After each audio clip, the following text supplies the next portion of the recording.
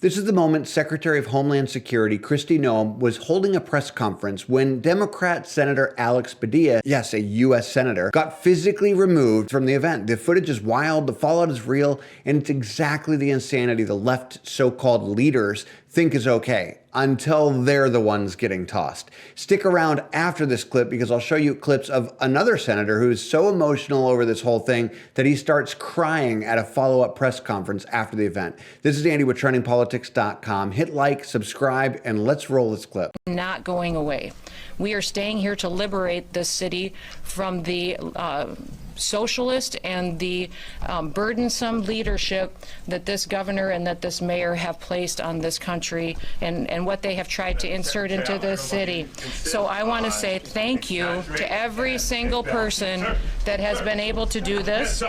Also, I want to talk specifically to the rioters and to the politicians in Los Angeles.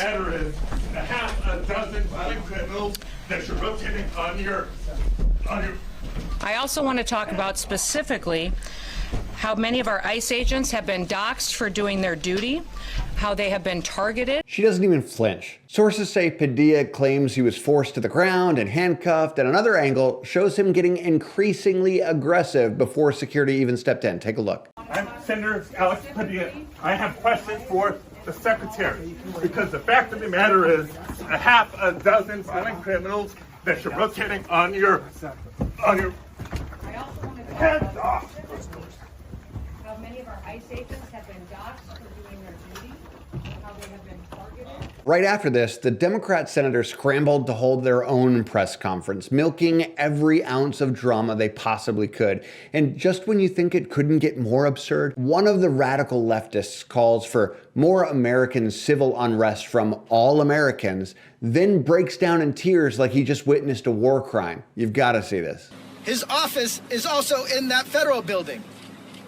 So he had a right to be there, but they're going to make something up to justify probably an indictment of that senator. And what we want to know, we were going to ask for and demand is that Kristi Noem come before Congress and testify about what occurred today.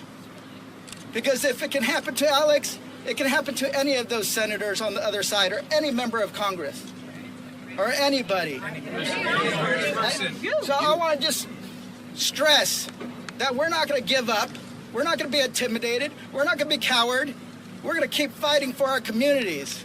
And I know the Trump administration saying the word fight is some kind of declaration, and it is a declaration, is that we're not going to give up, and we're going to stand up for one another, because too much is at stake.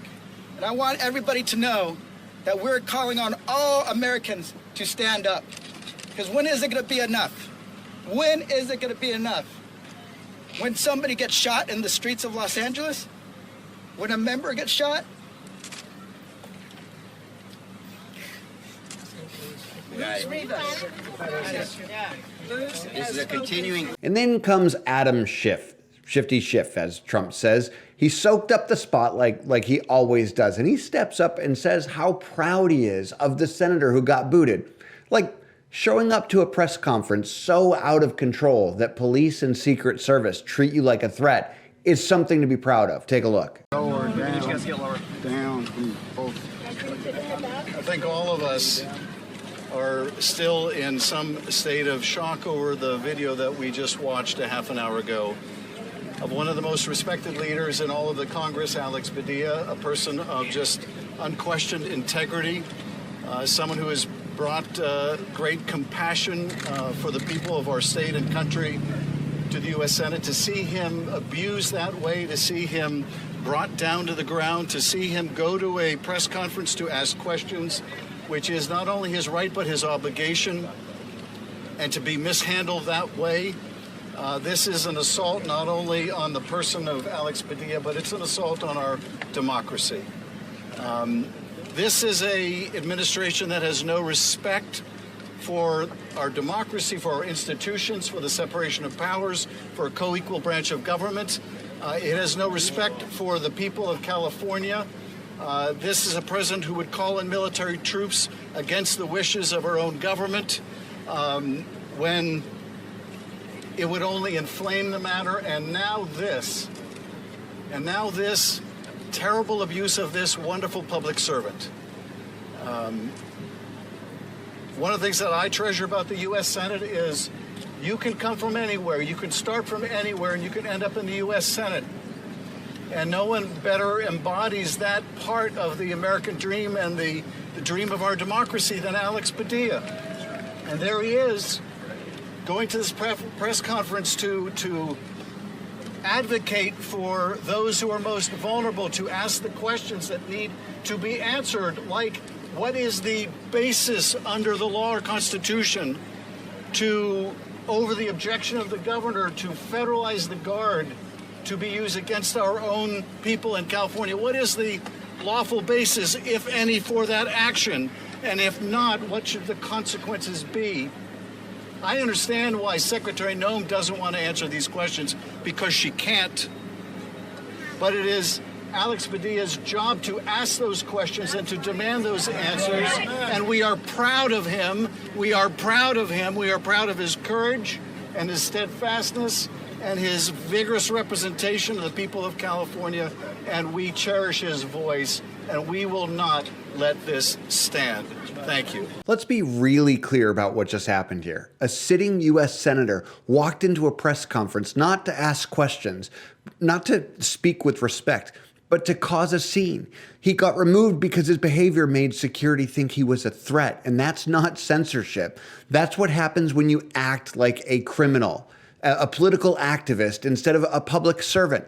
And the response from the Democrat, pure theater. They didn't call for more calm. They didn't call for respect. They didn't act from an understanding point of view. They held a press conference to cry and scream and rally for even more civil unrest.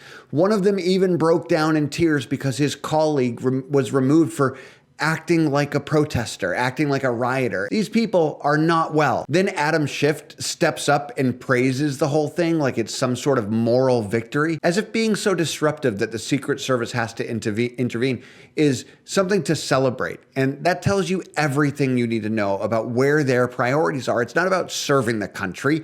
It's about serving the drama. It's about serving their own political interests. They want you to believe that this is about freedom of speech, but it's not. It's about consequences. It's about law and order. There is a line between disagreeing and trying to hijack someone else's event with some sort of stunt. Padilla didn't cross that line. He ran straight through it and dared anyone to stop him. And well, they did. And here's the real takeaway.